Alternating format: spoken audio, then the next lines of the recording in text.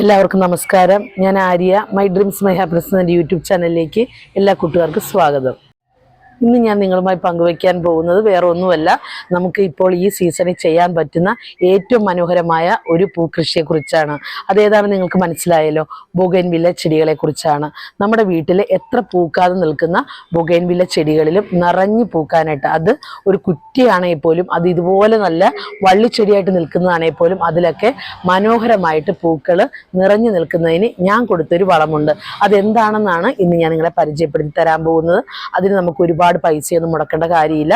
കുറച്ച് നമ്മൾ വാങ്ങിച്ചു വെച്ചിരുന്നാൽ നമുക്ക് ഒത്തിരി നാൾ, ഒരു 5-6 മാസം വരെ നമ്മുടെ വീട്ടിലെ മനോഹരമായ ഒരു പറുദീസ തന്നെ, പൂക്കളുടെ ഒരു പറുദീസ തന്നെ നമുക്ക് കാണാനായിട്ട് സാധിക്കും. ഇനി അതെന്താണെന്നല്ലേ, ഇനി അത് എന്താണ്, എങ്ങനെ നമ്മുടെ ചെടികളിൽ അത് കൊടുക്കാമെന്ന് ഞാനൊന്ന് കാണിച്ചു തരാം.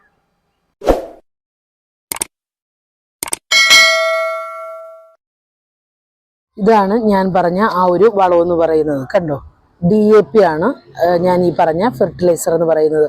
ഒട്ടുമിക്ക എല്ലാവർക്കും അറിയാവുന്നതാണ് ഈ ഒരു DAPയുടെ ഗുണങ്ങളെന്ന് പറയുന്നത്. നമുക്ക് പൂച്ചെടികൾക്കെല്ലാം നന്നായിട്ട് നമുക്ക് യൂസ്ഫുൾ ആയിട്ടുള്ള ഒരു ഫെർട്ടിലൈസറാണ് ഇത്.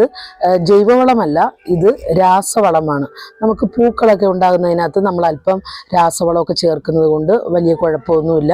പ്രത്യേകിച്ച് നമ്മുടെ ഈ ബൊഗൈൻവില്ലയിൽ ഇത് കണ്ടോ, ഇതിപ്പോൾ ഒരു കടുക് പോലെ ഇരിക്കുന്ന, കടുകിനേക്കാൾ കുറച്ചുകൂടെ വലുപ്പത്തിലാണ് ഇത്. നമുക്കൊരു ഈ ഒരു നിറത്തിലുള്ളതും നല്ല കറുപ്പുള്ള നിറത്തിലുള്ള DAP നമുക്ക് അഗ്രോ ഷോപ്പുകളിൽ, വളം വാങ്ങിക്കുന്ന കടകളിലും ചെടി വിൽക്കുന്ന കടകളിലും ഒക്കെ വാങ്ങിക്കാനായിട്ട് കിട്ടും. വളരെ കുറച്ച് വിലയേ ഉള്ളൂ. നമ്മൾ ഒരു വട്ടം വാങ്ങിച്ചു വെച്ചാൽ നമുക്കിത് ഒത്തിരി നാൾ യൂസ് ചെയ്യാനായിട്ട് സാധിക്കും. ഇപ്പം ഞാനിവിടെ എടുത്തിരിക്കുന്നത് അത് ഈ ഒരു ചെറിയ സ്പൂണിന്, അത് ഇതുപോലത്തെ ഒരു സ്പൂണിന്, നമ്മുടെ ചെടിയുടെ വലിപ്പം അനുസരിച്ച് വേണം നമ്മൾ എടുക്കാനായിട്ട്.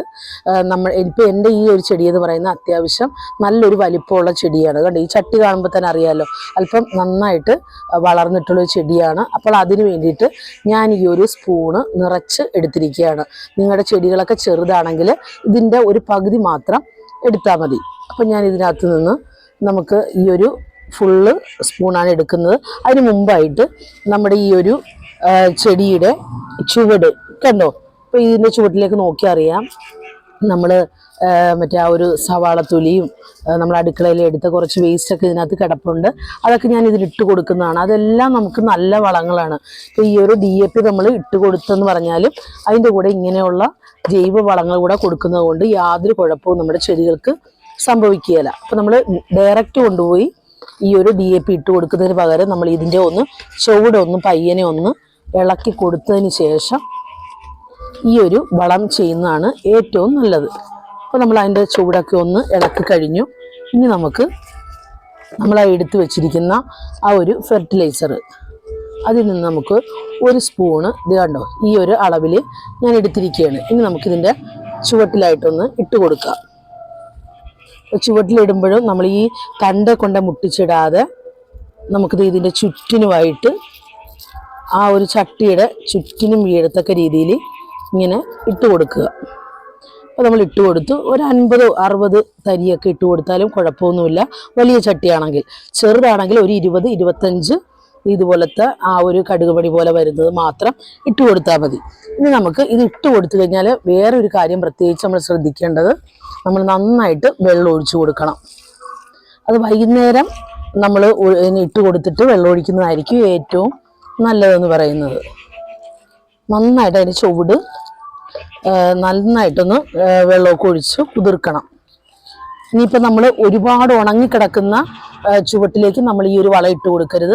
നമ്മൾ ഇത് ഇട്ട് കൊടുക്കുന്നതിന് മുമ്പ് ചുവട് നന്നായിട്ട് ഡ്രൈ ആയിട്ടാണ് ഇരിക്കുന്നതെങ്കിൽ കുറച്ച് വെള്ളം ഒഴിച്ച് അതിൻ്റെ ചുവട് ഒന്ന് ഇളക്കിയിട്ട് വേണം നമ്മൾ ഈ ഒരു DAP അതിൻ്റെ ചുവട്ടിൽ അപ്ലൈ ചെയ്ത് കൊടുക്കാൻ. എന്നിട്ട് നമ്മൾ വീണ്ടും ഒന്നുകൂടെ നമുക്ക് വെള്ളം ഒഴിച്ച് കൊടുക്കാം. ഇപ്പം നല്ല വേനലായതുകൊണ്ട് നമ്മളെല്ലാവരും പറയുന്നതാണ് നമ്മുടെ ആ ഒരു കടലാസ് ചെടികളിൽ നമുക്ക് എപ്പോഴും നല്ല ചൂടാണ്, നല്ല വെയിലാണ് വേണ്ടതെന്ന് നമ്മൾ പറയും. എങ്കിലും നമുക്ക് ഇതിൻ്റെ ആ ഒരു ചുവട് കരിഞ്ഞു പോയാൽ ചെടികൾ പെട്ടെന്ന് വാടിപ്പോകുന്നതായിട്ടും ഈ ഒരു വേനലിൽ നമുക്ക് തോന്നിയിട്ടുണ്ട്. അതുകൊണ്ട് തന്നെ ഒരു നേരം നമ്മൾ വെള്ളം ഒഴിച്ചു കൊടുക്കുന്നത് കൊണ്ട് നമ്മുടെ ചെടിക്ക് യാതൊരു കുഴപ്പവും ഉണ്ടാവുകയില്ല. കൂടുതൽ നല്ല കരുത്തോടുകൂടി ഇത് കണ്ടോ, ഇതുപോലെ നന്നായിട്ട് നമ്മുടെ ആ ഒരു കടലാസ് ചെടിയിലൊക്കെ ഇതുപോലെ നല്ല തിക്കായിട്ട് പൂക്കൾ പിടിച്ചു വരുന്നതാണ്. ഞാൻ ഇതുപോലെ തന്നെയാണ് എല്ലാ കടലാസ് ചെടികളിലും ചെയ്തിരിക്കുന്നത്.